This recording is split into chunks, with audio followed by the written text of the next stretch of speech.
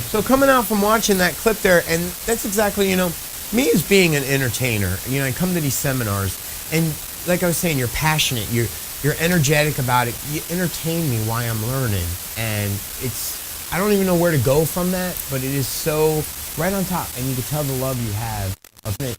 Is it an act? Is what something that, is it an act? Is what I'm getting at. Are you acting, or is it a real passionate thing? I get to the real question. Well, that's because my budget allows me to. Okay. If you can't tell, we got like our studio audience here, and it's well, there's almost two parts to that question because, believe it or not, I'm a theatrically trained actor, and I had an acting teacher who said the better you can know the character, the less you'll ever have to act. And I feel very blessed to work in an industry that I think I know it very well. Next year will be my 30th year working in this industry. But more than that, were you even born then? It's a little guppy, but it was all right. I was flipping baby bottles, but we'll talk about that later. But the passion thing, either you have it or you don't. You can't fake passion. I often tell you, I can teach you to make a Negroni. I can't teach you to be passionate about making it. That's can come in here, and I think that's something that either you have or you don't. And I think a lot of people get into whatever profession possibly for the wrong reason, and they do a good job. But I think to your point, if you don't have that inside, it'll never. Your audience will know. It's like we bring people on all the time, and you can tell who you talk to. It's like when you're a trainer or bartender, you teach in mixology, you teach someone. You can teach anybody to make a drink. You can teach anybody to make a martini. The ingredients there. You can't teach them personality. You cannot. Very, very good friend, and he wanted to down to the end of the day in our business, personality and customer service.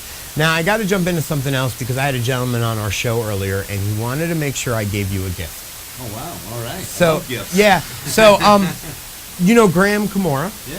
Very, very good friend, and he wanted to make sure I gave you this gift from 360 Vodka. So I want to go ahead and give you this gift. He said to make sure if you get Tony on your show, and I got to be honest with you, I said, come on, man, our high budget, getting Tony on our show, he's got the plan in there and everything for you. And he said that he wanted to personally make sure he passed that on to you. That's very kind. Thank you. So Graham, you gave him the gift. Thank you, Graham. Real quick, any other sites, any other things people could check you out on that they're any other, you list the websites we could put up back here? No, I just have the Modern Mixologist. I have a small line of bar tools because, again, when I started making my bar tools or having them made, it was very difficult to find a good line squeezer, even a good muddler. They were all the small little ones that were varnished. And did you ever see those like in the bar and the varnish is all gone off them? And you ever wonder, they look like they were peeling those instead of like his carrots and where stuff. Where did that varnish end up?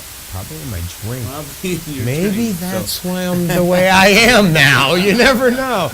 It's all coming out. I should get a sofa and lay down and just talk to you. So yeah, go ahead. So I've got a small line of barware called Tag Bar. Tag Bar. Tony Abou Ganim. You didn't get see where the tag came from? I'll lay off the drinks is what I need to do. I like that. Yeah, thank you. As well as I shot a DVD, again, for the home mixologist, not for the professional, called Modern Mixology, Making the Classics. It's the first version, and it's just kind of, because I found in written word, if you've never muddled a drink before, it's hard to explain to someone how to make a mojito and to release the oils into the syrup and the lime juice. But with video, with TV, you can demonstrate that. And, the light bulb goes off. I can do that. All of a sudden, the intimidation is down, and the consumer goes out and buys some limes and some mints and a Tag Bar muddler and makes mojitos for their friends. Oh, good. I want to thank you very much again for stopping by and coming out to our show and everything. I know throughout this whole trip, I got to say, as being, well, I don't know why I call myself an entertainer, but walking around and seeing you host different things and just the energy level you bring, I want to thank you again for bringing that passion right here to our business and everything. We got so much more. Make sure you hang around. Big thanks to Tony. Don't forget to check out themodernmixologist.com on the World Wide Web, and we'll be back right after this.